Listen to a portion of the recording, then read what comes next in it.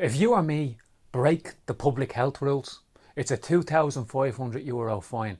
And the government have given the cops the power to come into your house without a warrant. But when it comes to the rich, oh, you can go to a big dinner. 82 people in the one place. It's one rule for them and another rule for us.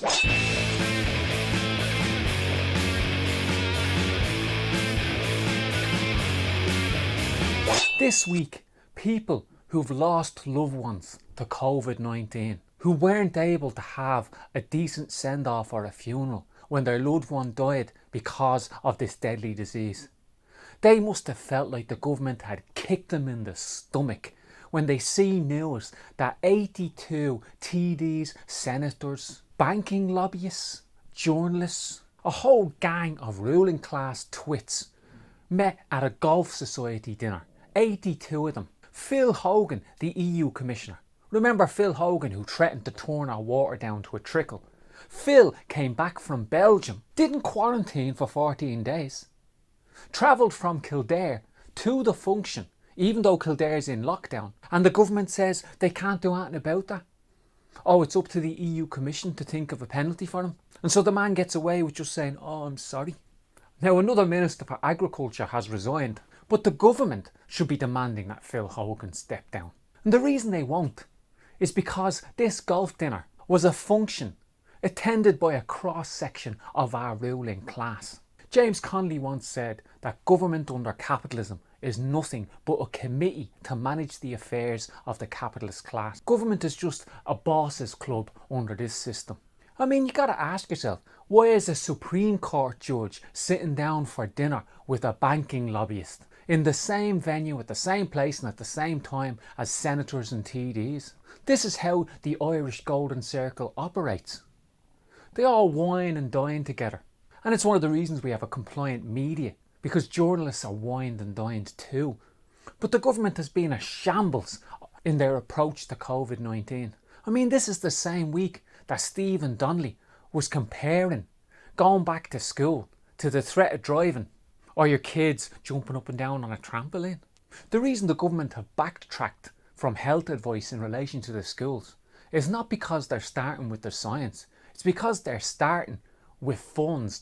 They're starting with funds. They're starting with the fact that they don't want to hire more teachers. It was estimated that the 60,000 teachers we have at the moment would need to be joined by another 10,000 to facilitate dividing up classes. How many people have the government hired? 1,080.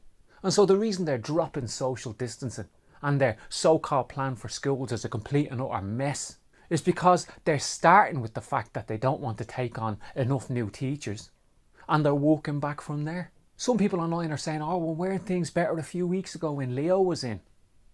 Well, Leo Varadkar's part of this government. And make no mistake, it's Leo Varadkar that's driving the agenda of hunting down people on welfare at airports.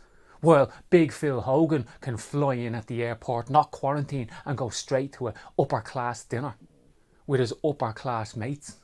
When the virus first hit, even the bosses club IBEC were for the health measures. But as the economy started to take a hit and their profits started to drop, IBEC turned against the health measures and started campaigning for us to open up too soon. So that explains why Fianna Fáil, Fine Gael and the Greens have been hopeless over the last few weeks. They're masters in IBEC.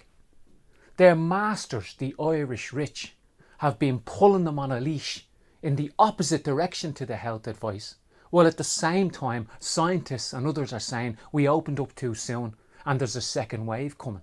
That's why the Irish government are going this way and that way and this way and that way and don't know what they're doing.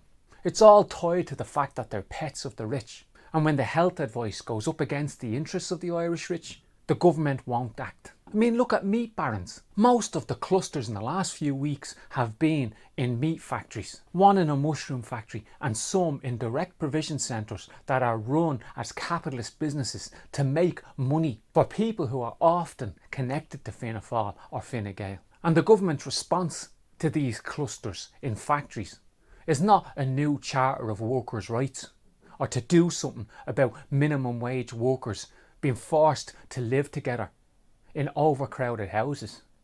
No, their response is to talk about young people and house parties. They want to distract you from what the real problem is, which is their connection to the rich. And that's why the dinner that happened this week is so illustrative, because it gives the game away. These politicians don't represent us. They have never represented us, and they will never represent us. We need to keep the pressure on. Everyone who attended that dinner should be stripped of their TD's pension or their senator's pension. And then maybe let's see how they like living on the state pension, like most working class people have to do.